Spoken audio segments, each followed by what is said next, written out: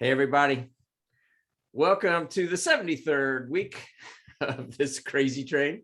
It is great to see four faces, well, actually three other faces besides mine. We've got Jack Santaniello, we've got Adam Boatsman, and we've got Matt Linville of Banker Exchange, a 1031 exchange expert. Thank you, by the way, to Brian Red at Pinnacle Bank for introducing me to Matt. And after I met Matt a week or so ago, I'm like, you've got to be on this webinar, because I know that we've had plenty of folks that have been asking about 1031 exchange. What's going to happen with the Biden plan? How's that going to impact it? You know, should we race to do something now? Blah, blah, blah. So we'll get into a lot of those questions in a little bit. We've already got some thoughts on questions that we kind of see routinely, so we'll tee those things up as well. But Adam or Jack, I'll start with you, Jack, first, since you have the you're the most dressed up, you and Matt. So with the button-down shirt. So Jack, any rants, ravings, or insights given some of the rumblings with the bipartisan bill or other things? Well, I don't have too much to say other than I don't really feel bad that Mr. Schumer has threatened that nobody gets to go home until they get it done. They're supposed to go home on Monday. So hopefully that happens. But it's just, we've talked about this before when, Congress or even state legislatures try to get stuff through. It's like everybody wants to throw in their stuff. And so that's what we're experiencing, which is, okay, we're going to do this. And then someone else says, well, what about me? There's also the phenomena that, okay, if you let my stuff in, I'll let your stuff in. So everybody has their own little circles of trust and promises that are made to each other. And then you have, it's kind of like, it's like Survivor. You have all these little, or Big Brother, you have all these little, side deals going on and discussions, and, and then you get to, the day to vote. And then, so you're there. So that's where we're at. I don't know, I haven't gone into the details of the 1 trillion and then the additional stuff that wants to be put into there. But so that's what we're experiencing, which is more of the same, which is everybody trying to get their stuff in, so they can say, hey, victory, for what I wanted for you, my voting public. Yeah. I like the Survivor analogy where it's all about them and it's not about us, even though they are elected for us. So Adam, any thoughts on, so here's the softball question to you, Adam, and maybe this will wind you up. But so supposedly, if this bipartisan bill goes through, it will have no tax impact. Adam Boatsman, do you believe that? I don't know. Actually, no, other than you need to pay the taxes that you're actually owed. In terms of the bill itself, I think the likely scenario that'll happen is that the individual components of the Tax Cuts and Jobs Act are set to expire anyway. So I think that on the assumption that kind of nothing can make it through the House and the Senate, that is really materially different than we already have, then I don't see anything with this bill. It's just everybody's going to be quiet about the expiration of the existing Tax Cuts and Jobs Act. I do think that you only got one shot at reconciliation process, which is kind of why we're talking here today, and that's for like everything else they want to get done. So while do I think this particular infrastructure bill really is going to have a tax impact? The answer to that is no. I mean, they're just going to enforce the existing laws that are on the books. Do I think that it's likely that we're going to get some type of reconciliation package for other priorities that includes a lot of the stuff they've been talking about? Yeah, I think that, we're marching towards more likely than less likely. So, when it comes to 1031 exchanges, I kind of see the pot for Matt before he hops in, because after this, I will then turn into a loyal listener, because I'm looking forward to learning as well. Is that, for all the for all the boo birds out there for a minute, they've already made changes to the 1031 exchange process. And they did that as part of the Tax Cuts and Jobs Act, which was to say it only applies to real property. What does that mean? If you bought planes, you can't do that anymore, or cars or other, business property where you're doing exchanges. But I haven't really followed up with Cessna and companies like that to see, hey, what did that do to airplane sales? But, that little move of like, hey, I'm gonna buy a new plane and I never have to pay taxes on it because I keep on doing 1031s like that. Like, we already lost that ability anyway. But the thing is, what we already learned from that is that you didn't have to go back and retroactively pay taxes on things you were already exchanged in. It just, the can stopped so that when you wound down, face the music, it's time to pay the piper. So my own speculation, unless Matt tells us difference, is that that's probably what we're going to face with real property. So, I think for us, it's like, look, we're getting asked a lot of questions around, should I hurry up and do something? Should I wait? What's going to happen if I'm already in the middle of one? What happens if these are questions that I can't answer and my own team of experts can't answer. We're speculating just the same as everybody else. And I think it's really around probably the one that I'm like the most, I don't freaking know, that's crazy talk would be, I sell my property, I do the right thing, I invest it with an intermediary, and I span tax law change, to where and not like, I get it in terms of like the 1031, I could probably still go through with that because the likelihood is it'll be qualified in. I think it's more like, okay, what about, am I gonna, like, how do I do the calculus of changing the nature of it? Would have been better off had I recognized the capital gains at a 25% effective rate versus a, 45% effective rate. So what do I, how do I evaluate this deal and what do I do from that scenario? I think that to me is a real confusing one about what happens if it's in process and I'm not going to go through with it, or I substantially changed what my original intent, was. So with that in mind, I do look, if I'm betting that if they do reconciliation process, which I probably would give that way better than 50% odds. And then if I'm betting that in doing the reconciliation process, this part of the tax code is going to be adjusted, I would give that better than 50%. So if you go, call it 70% times 70%, effectively 50%. Yeah, it's 50% likely that whatever the hell Matt's about to say, that's going to happen. In my eyes, which to me, it's like, I don't really like that. That's a bad odd. Like, I know that I'm considered very aggressive, but that's bad odds because I look at 50% as 100%. So anyway, thank you for that intro, Gary. And thank you, Matt, for whatever you're about to say. And I'm going to shut up now. Yeah. Hey, before we move off of that, one other thing, just for anybody that's in North Carolina, that yes, we are one of 4 states that has not gotten off the dime and conformed to the federal statutes or the federal guidelines on the deductibility of PPP related expenses or expenses that were used for PPP. So I have pled with one of our U.S. congressmen, and he has been giving me crickets. So have you heard anything else, Adam? I know that we're basically telling our clients. Yeah, okay. we're telling people to file and pay it. It sucks, but that's just where we're at.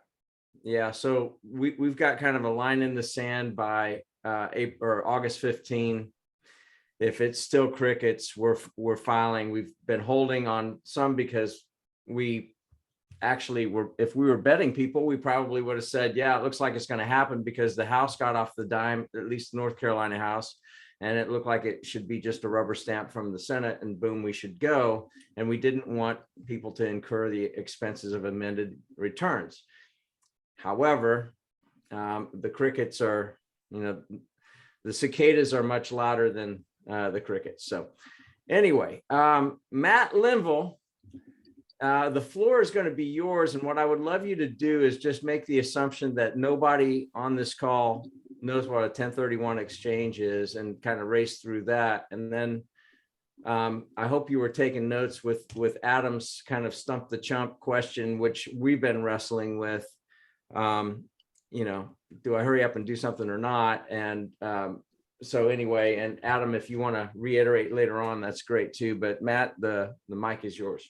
Hey, great. Thank you so much. And Adam, to your point, if everything that I'm about to say is going to come to fruition, I'm changing my total speech. I'm changing everything. So listen, so 1031s, let's talk about that just for a second.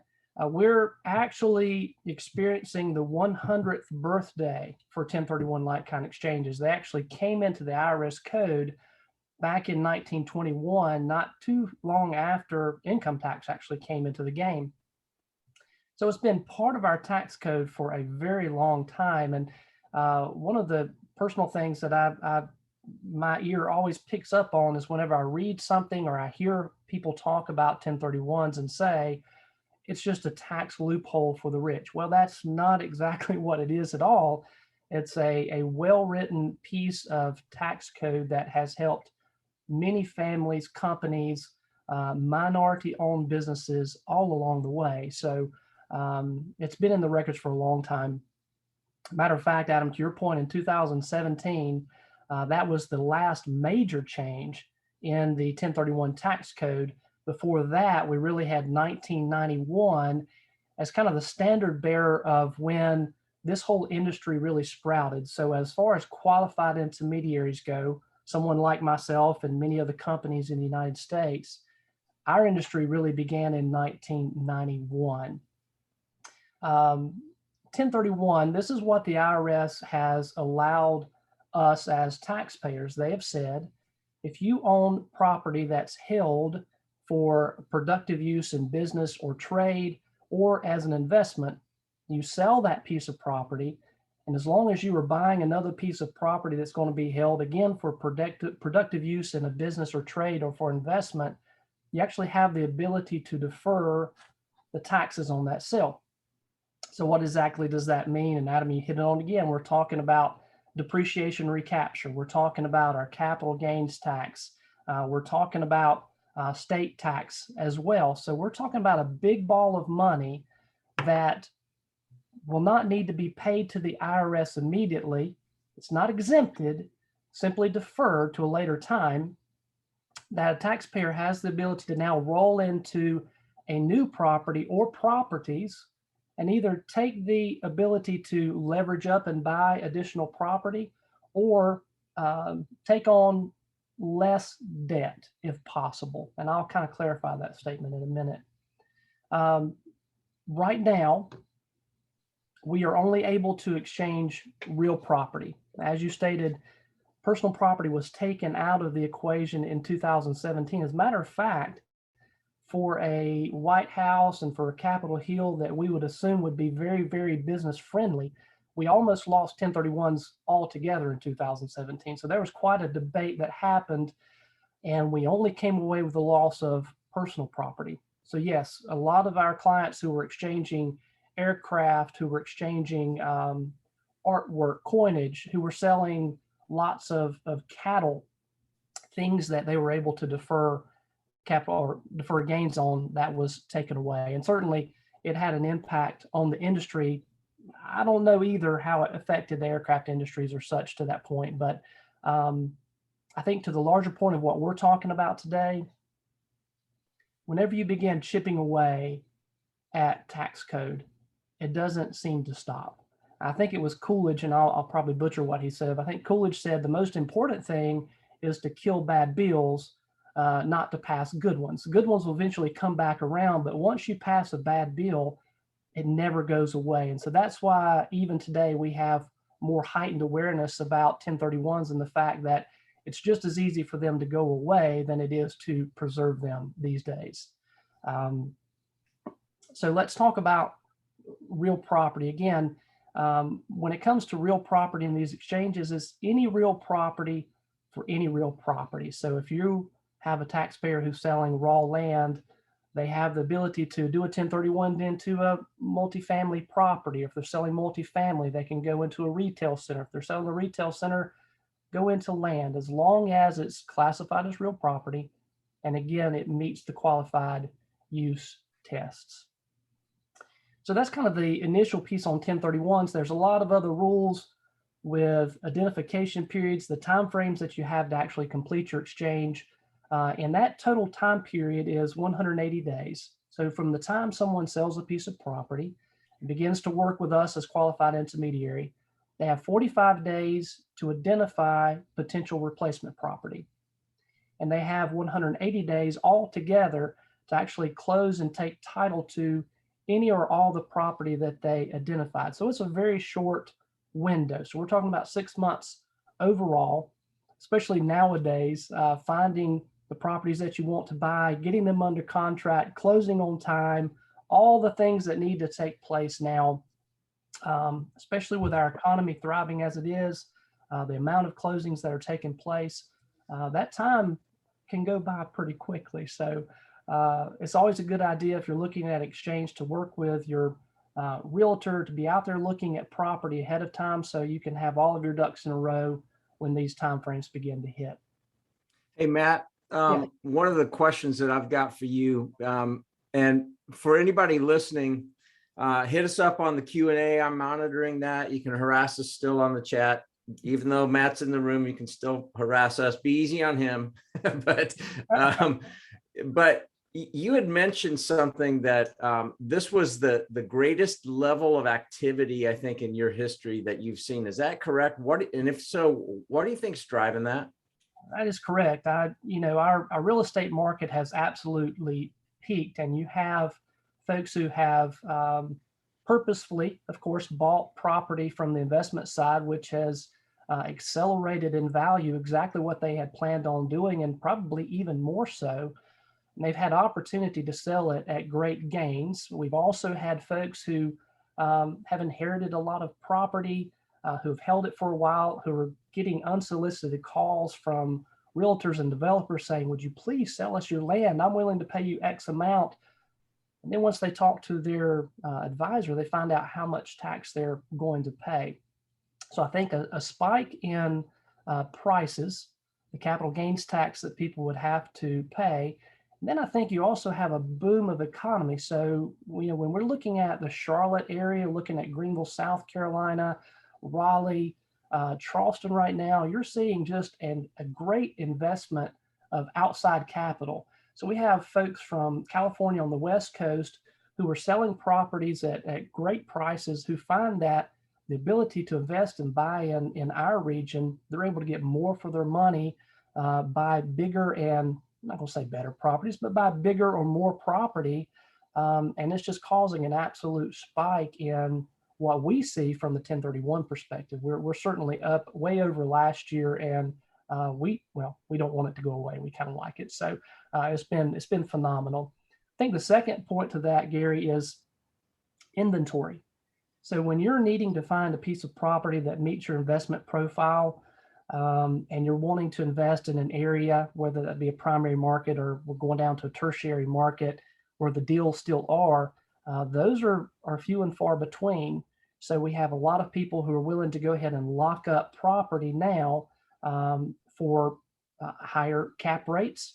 But we're also looking at folks who are willing to come into areas that need investment and are actually providing lower cap rates, but they need that inventory. They need to place that money somewhere. So we're seeing growth even in the lower markets from people who are needing to place money. Cool. Thank you. Yeah. Another question for you, though. If you only have, is this true that you only have to reinvest the profit when you're doing a 1031 exchange?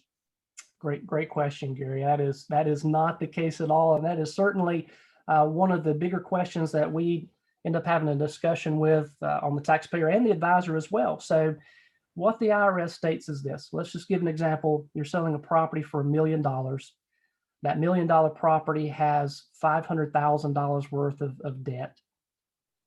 So you sell, and what the IRS says is if you want a full tax deferral, if you want to defer everything, then you need to buy a piece of property for at least $1 million. So buy equal or greater than what you sell.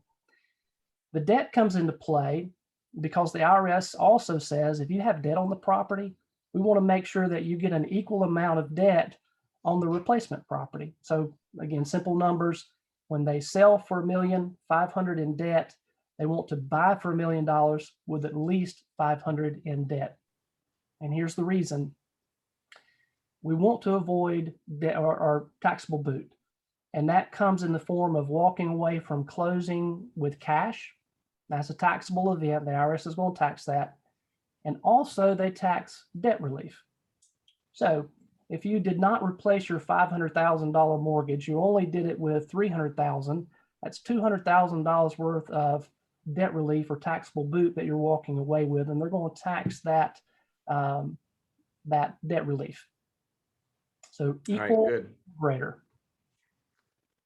Got a couple questions that have rolled in here already. First one is, how does a construction exchange work?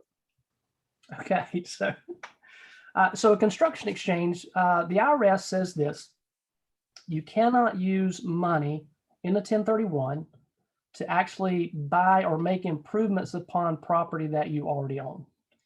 So it has to be either property held by somebody else and they're willing to make needed improvements to that piece of property and sell you land and improvements within your 180-day period, or you need an entity to go in and buy and secure that piece of property for you so that you are able to use your exchange proceeds to make improvements. So for example, many qualified intermediaries like ourselves will work with a taxpayer and actually go in and buy a piece of land or a multifamily building for the taxpayer. And we do that under a separate agreement with the taxpayer's funding, whether that come in the form of a bridge loan or something else.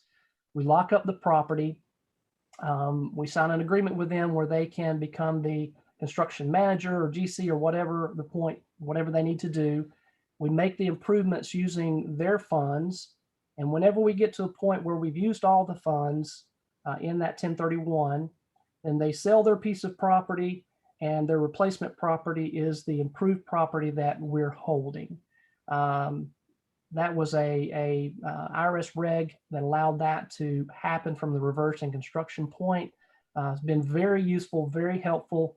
It is very detailed, a lot of agreements. We need to work with the taxpayer and their advisor to make sure that it makes sense. But those are one of the transactions that we happen to specialize in.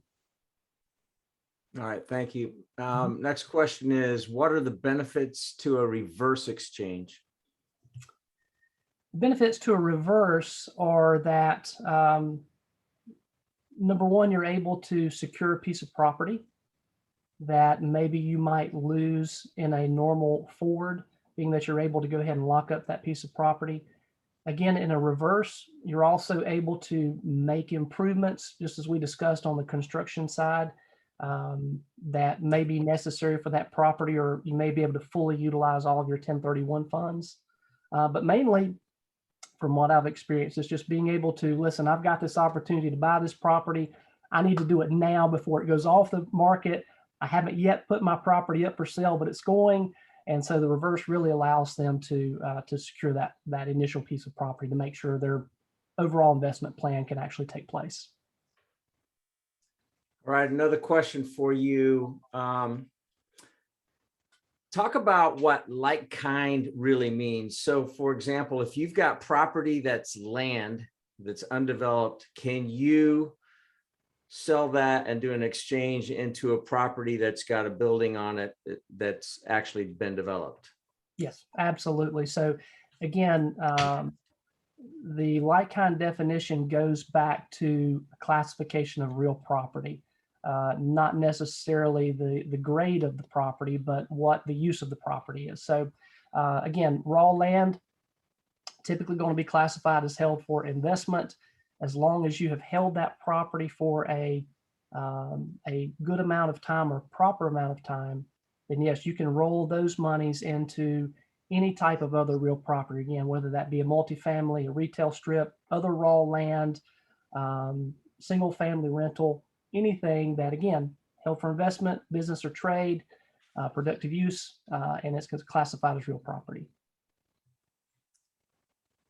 All right, Tim just asked for if you could do a little bit more of an explainer on what a reverse exchange actually is. Okay, so a reverse is a transaction where the qualified intermediary is able to go in and purchase a property for the taxpayer. So we go in and usually form a single entity LLC that, with the taxpayers funding. So Gary, if I were working with you on this exchange, you would go out and work with Brian or whoever else to secure a line of credit or monies, usually a bridge loan, for us to go in and buy 123 Smith Street. So we go in as the QEAA, Qualified Exchange Agreement. That's what we form. We go in and we buy 123 Smith Street with your funds. The LLC owns it. We have a management agreement in place with you, Gary, so that if it is a property that is, let's say, multifamily, you're able to go ahead and collect rents, whatever you need to do on that piece of property. In the form of construction, we hold it, we work with you, we work together on the construction piece. We have draws that come out of the QI account to make the improvements, everything that's needed. And whenever all of the funds are utilized to make that construction piece, so that when you sell your piece of property, we've already locked up all those funds that are utilized. We make a transaction from the property you're selling. You buy it from the LLC, which is a disregarded entity, and you have completed either the reverse or the construction exchange and made sure, again, to make use of all of your 1031 funds. That's good. Thank you. Mm-hmm. So here's a question. So if someone in my family is going to buy property from someone else in the family, can the replacement property be bought from a relative to keep the 1031 benefits in the family? Hey, everybody loves to keep the benefits within the family. So in this case, there are related party rules which prevent related parties from doing what the IRS really hates, and that is basis shifting. So if you are a related party, mom, dad, brother, sister, son, daughter, the IRS really frowns upon you exchanging property with them. It's not to say it can't be done, but again, the IRS is most concerned about, why did you buy from them? Did you buy from them simply to avoid taxes? And believe it or not, 1031s were not created to simply avoid tax. That is what the IRS frowns upon. So again, it's a question of basis shifting, and related parties in 1031s are not a good thing. So we would certainly want to stay away from me doing a 1031 with my dad or something, because the IRS, again, is worried about me shifting basis from one property to the other and excluding tax. I'm assuming, and Adam, you can say yes and amen to this one or not, but I know that we have, if anybody has been paying attention to Adam's, kind of explainers on fringe benefits, not that we ever have anybody that asks about fringe benefits for an owner, right, Adam? Right. But if they've been paying attention to that, some of them actually have vacation rentals or vacation properties. So in this case, if I could, can I exchange my vacation home or plan to use my replacement property as my primary residence? Sure. All right. So the IRS has a qualified use, and that qualified use, as we discussed, is making sure that it's held for investment, business, or trade. When it comes to vacation homes, the IRS has a concern with our personal use of those homes. So the IRS says that they don't want an investment property that would be qualified for a 1031. You don't want to use that property personally more than 14 days out of the year or 10% of the time in which it is rented out. So that investment mark, what we usually talk about is if you own an investment property at the beach, you're renting that property out for $4,000 a week or whatever it may be. The IRS wants to know that you attempted to rent it out for fair market. And usually we see that with putting it with a property management group. They have it out there for rent. We like to see that for at least 2 years. Some people will say a year to 2 years. Of course, at a year, we go from short-term capital gains to long-term capital gains. But the IRS has said, listen, if you've held it for 2 years for a qualified use, then that property should be okay for an exchange. So vacation property, it is exchangeable. Keep your personal use at the maximum 14 days or 10% of the time it's rented. That doesn't count for times that you go down to improve or you need to handle maintenance on the property. Want to make sure you've rented it out for fair market. You didn't rent it out to the family for nothing, and that you can show that even if you didn't rent it out, that you had the attempt to do so and at fair market value.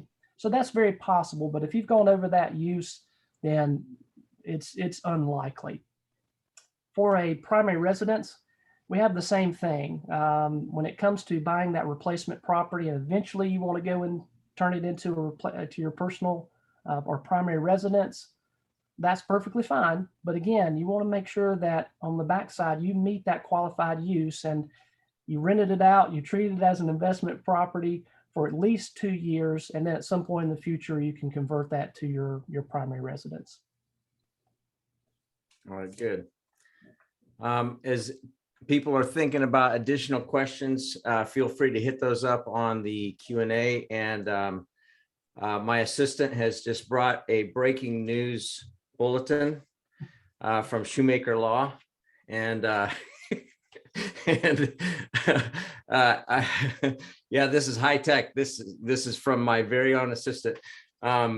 That evidently there's an update on the infrastructure bill, so we can get to that whenever Jack is ready to do it. And I'll still be monitoring the Q&A and also be paying attention to my assistant over here that's bringing me new breaking news.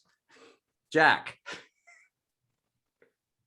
All right. Well, I mean, I don't want to interrupt too much. It actually literally came about 2 minutes ago. So I'm happy to put the link to the article. But so we have, at Shoemaker, it's called Shoemaker Advisors, separate legal entity, but they deal with, and I've sent clients who have had issues that need help with, need some influence literally on Capitol Hill on certain things. And so very fortunate to have that. But one of our friends over on that side of the firm sent an update, and it has graphs and it has charts and all kinds of stuff. So I have not read it completely because I didn't want to get distracted, because I'm very interested in what Matt has to say. So I can publish a link to that in the chat, or however you want to, Yeah, Gary, let's do that. that. That Yeah, way let's we just do can that. continue onward. And then if people have questions about that stuff, we can deal with that later or at another time. I think that's a great idea. Okay. That's one of the blessings of high tech things, like, getting Post-it notes given to you on breaking news. Pony Express just arrived at my house. So anyway, Matt, this is really good stuff. Any additional questions out there? We've had some really good ones so far. Anything else, like, back to just, and I realize this is speculation, but, with the questions that you're being hounded by daily on, probably more like timing issues, I would imagine, trying, for you to be the fortune teller that you're not necessarily. Talk to us a little bit about, those discussions that are happening out there. So the idea that the Senate is now talking about another change to the 1031 like-kind exchange tax code. Is, again, it's not surprising. It's basically on the chopping block every single year, and we're very fortunate to have the FEA, which is our trade association, who is a strong lobbying piece, and we have a tremendous amount of other trade associations going from the American Sugar Beet Growers Association to the NAR and folks in between, Sierra Club and others who are affected greatly by any change or impact that would come from 1031 like-kind exchanges. So right now, the big question is it going to happen? I mean, that is the big one. And listen, three are much more well-spoken on that side than I am. And I don't know. Is there a likelihood it can? Absolutely. You know, reconciliation is the piece that we worry most about because it takes what we hope is a balance and it kind of throws it out the window for either party. And they can push through a lot of changes that maybe would not be accepted by the full legislation or by all of our legislators. So we are hopeful that we have enough moderate Democrats and certainly those who personally have taken effect of 1031s, their families, their companies, their businesses, and their constituents who are great beneficiaries of the tax code, that they will not want to push across this change. So we have great lobbying efforts. We have great friends on the Hill, and we are hopeful. I think I think we're kind of positive about it as well. But we'll see how that goes. And I just have to keep a positive attitude every day, because if there is a change in the tax code that limits or puts a limit on or caps the portion that can be deferred, or if it's done away with altogether, then that changes my every day. So I have a dog in this fight. Second greatest question is, well, Matt, should I exchange now or should I just pay taxes? And that's a very valid question. And thankfully, we are able to turn around and say, listen, you really need to talk to your advisor, not only because you're considering a 1031, but when it comes to your overall investment strategy, your overall tax scenario, your eventual, what's your 20, 30-year plan from now? That's a hard question to ask and for me to answer. So once they talk to their advisor, we've had a lot of different responses. We've certainly had some CPAs who have said, listen, go ahead, pay your tax now. We have no idea what the capital gains rates are going to be in 4 or 5 years. And you know what? We don't have no idea. We have others who are saying, listen, do it now. What if the tax code does change, or what if they do go away? So go ahead and do your exchange now, take effect of it, go out and buy your replacement property, and then we'll see what happens. And we have others who are certainly planning a strategy based on this $500,000 cap on deferral of gains, who are looking and talking with their taxpayers and saying, listen, when you go out and buy replacement property, go out and buy multiple properties, go out and buy smaller properties, so that if you do experience a gain, maybe they can be closer to that $500,000 cap than going out and buying a large property that may well exceed that cap. So there's a lot of talk going on right now. Who's right, who's wrong? I'm not really sure. But what I do know is there are a lot of brilliant real estate attorneys, CPAs, accountants, and advisors who will find the legal and ethical way to still make sure their taxpayers, their advisees are able to do what it is they need to do. Well, that's why we have Adam Boatsman and Jack Santaniello on this call. And that's why we've been doing 73 weeks of this. So, I would want them in my foxhole if I was doing that for sure. And especially after knowing you and hearing more about kind of your track record and considering the quality of the introduction from Brian Red, you know, I understand why he was so passionate about making sure that we got introduced. Here's another question that just came in. What services do a qualified intermediary provide? So what the qualified intermediary's role plays out in serving as an independent third party to the transaction. So we are a necessary part of a 1031, being that when the taxpayer sells, the money is sitting in the attorney's escrow account and it needs to go, it cannot go to the taxpayer. So the taxpayer cannot have constructive receipt of the sale proceeds from the property. So it needs to go to someone like myself. So we are actually the ones who put the 1031 agreement in place with the taxpayer. We hold the funds from the sale. We work with the taxpayer, making sure they understand the rules of 1031, time frames that they are under. They identify potential replacement property to us, and we hold those funds until such time when they buy the replacement property, and we disperse those to the closing agents to make sure that those funds are ready and available, and again, have not touched the taxpayer's hands so that they can truly be deferred. So we're just there to make sure the rules are followed from the 1031 standpoint. Yeah, that's really good.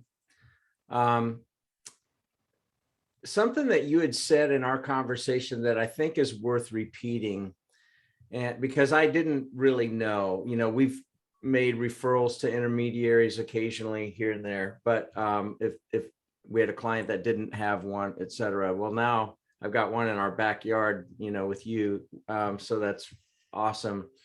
But something that you had said was if somebody has questions and needs some guidance as you're going through this, you know, if you correct me if I'm misread this or misheard this, but what I heard from you was, hey, we're here to help. We aren't going to fee you up. It's a modest fee on the back end when it's actually consummated. Mm-hmm. It was under $2,000, I think. Right. Can you verify and clarify? Yeah, absolutely. So one of the things that we are not able to do, and I'll address that first as a qualified intermediary, we cannot offer tax or legal advice. Again, the qualified intermediary cannot be considered as an agent of the taxpayer in any way, shape, or form. And so that's why your attorneys, your close advisors, they cannot serve in the role of QI because they are an agent of the taxpayer. So though we cannot provide tax or legal advice, we can certainly walk through scenarios. We can walk through the IRS regulations when it comes to 1031s. And we can have a broad range talk about the things that we've seen, about IRS rulings, about cases that have come out that may pertain to their situation, and not only have that conversation with the taxpayer, but also have that conversation with their advisor so that we are sure that they are receiving their tax and legal advice from those they most trust. But yes, my phone rings most of the day, as our office does, with people calling just about maybe they have a simple question. They don't want to call their advisor and maybe have them bill them for a few minutes of conversation. But what we do outside of actually handling the transaction when it comes to the conversations we have, those are certainly free. And really, it's kind of the fun part of what we do. We get to meet people, find out what their overall tax strategy is, and see how we can be of best help to them. I love it. Thank you. So I also found out one little bit of trivia in talking with Matt that Adam and I, and Jack, maybe you too, I don't know, but Adam's a Oklahoma native. I'm a Kansas native. And I think both of us have spent some time on farms. I know I have, and Matt has as well. And one of the things that we were talking about how wonderful the weather was out today. It feels like, you know, September, not early August, but you said something about cattle would kind of twist their tail and then they would run, and you called them Kawasaki's. I Yeah, figured Jack so- would like that.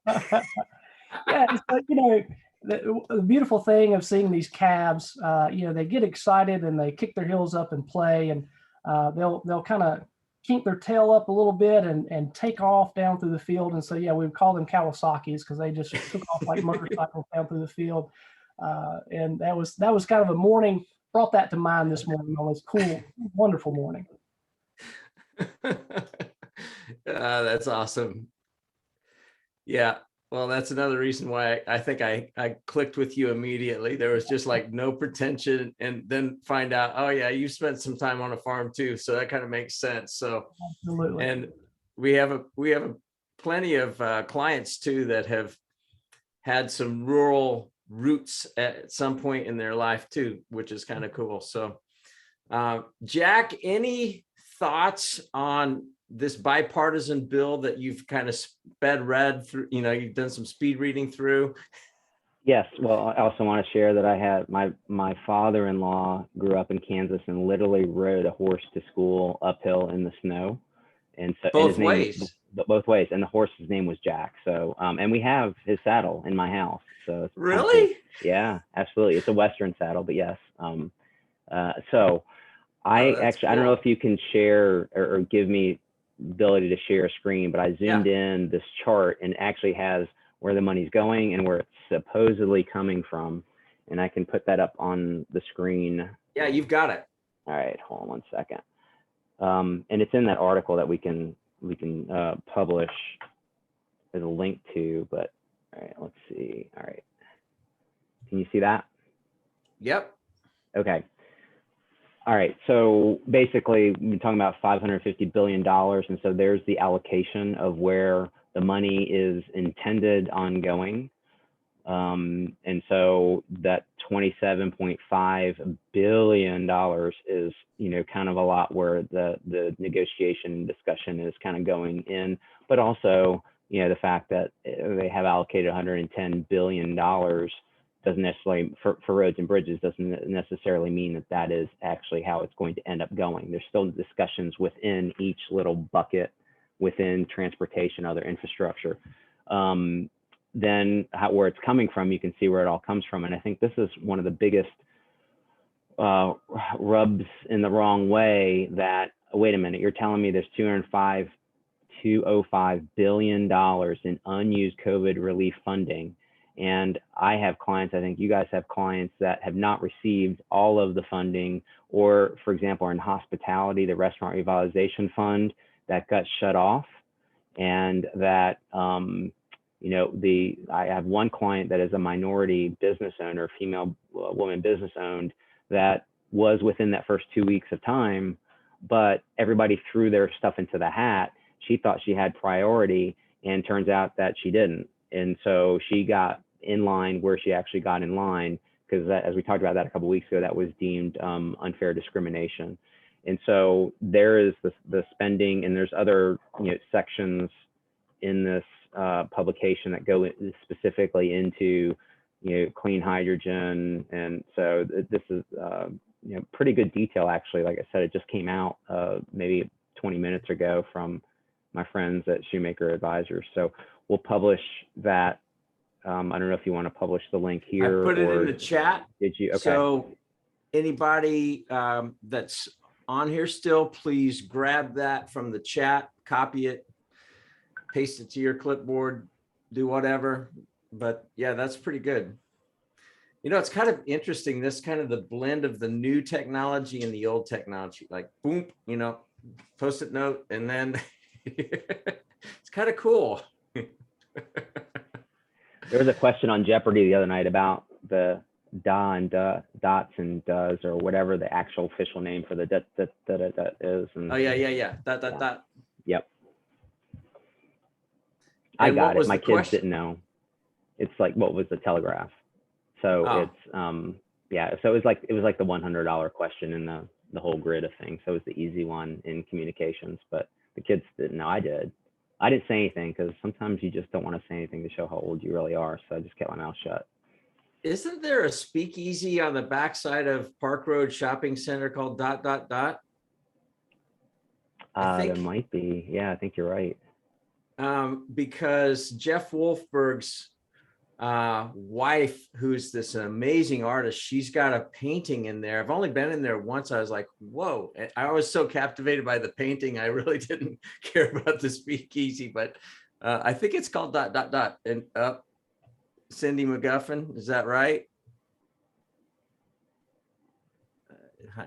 Hopefully that's right. Hopefully you're answering. It's good to see you here, Cindy. Yeah, it's interesting that. All right. Yep, I think that's right. There was a room in 820, which is next to VBGB in the Music Factory, and it was a room that was built. It's a secret room, so it's like a bookcase, and you have to know where the handle is. And when you go inside, it was designed to be a very kind of miniature, kind of speakeasy kind of feel to it. And it had, well, they had a jukebox in there, but they actually had a record player in there with old records and the shelves and like these old books. And cool. It was very cool. Of course, I don't know. I think they're only open for special events at this point. But it was very cool to go in there and it's like, yeah, okay, just have a seat and chat and, you know, see if other people can find the secret door handle. So that's pretty cool. Well, Matt, thank you so much for joining us. It's always fun with these guys. It's always fun to have somebody that knows what they're talking about, that's in a, you know, kind of tangential but complementary space, because, you know, definitely affects Jack's clients, affects our clients. And we're going to continue to try to make sure that we bring in people like Matt that have some expertise and stuff that,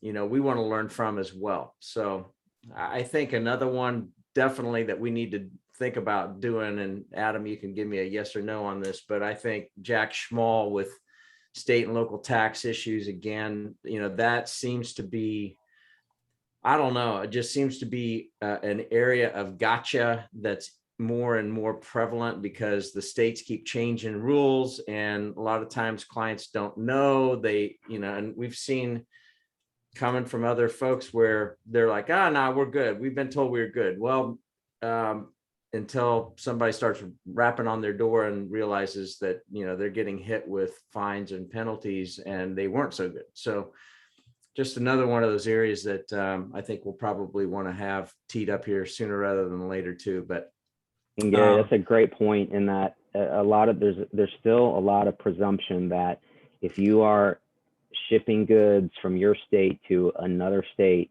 that you don't have to collect sales tax. And then it's the end user, the end consumer's responsibility to pay use tax.